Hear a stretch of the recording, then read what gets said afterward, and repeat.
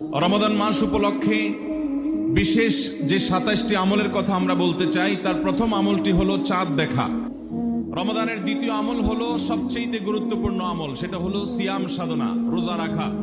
প্রত্যেক প্রাপ্তবয়স্ক সুস্থ মস্তিষ্ক সম্পন্ন নারী এবং পুরুষ তিনি যদি মুসলমান হয়ে থাকেন, তাহলে সেক্ষেত্রে তার উপরে আল্লাহ রাব্বুল আলামিন রমাদানের দিনের বেলায় রোজা রাখা, সিয়াম সাধনাকে ফরজ করেছেন।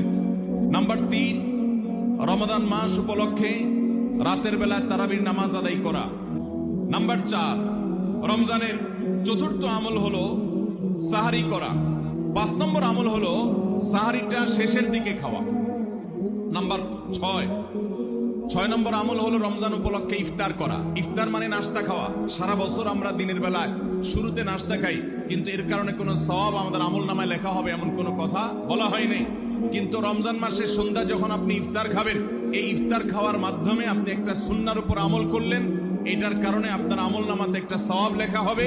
সওয়াবের আশা যদি আপনার থাকে, ইফতারের নিয়ত যদি আপনার থাকে, তাহলে এর মাধ্যমে আপনি সওয়াব লাভ করবেন। এই ইফতার করা এটা রমজানের একটা গুরুত্বপূর্ণ সুন্নাহ। ৭ নম্বরের আমল হলো ইফতারটা তাড়াতাড়ি করা। ৮ নম্বরের রমজানের আমল হলো ইফতারের দোয়া পড়া। ৯ নম্বরের আমল হলো ইফতার এবং সাহারি উভয়টাতে খেজুর খাওয়া। ১০ নম্বরের রমজানের আমল হলো দিনভর বেশি বেশি দোয়া করতে থাকা। ভাইরা আমার, রোজাদার ব্যক্তির দোয়া আল্লাহ রাব্বুল আলামিন ফিরিয়ে দেন না।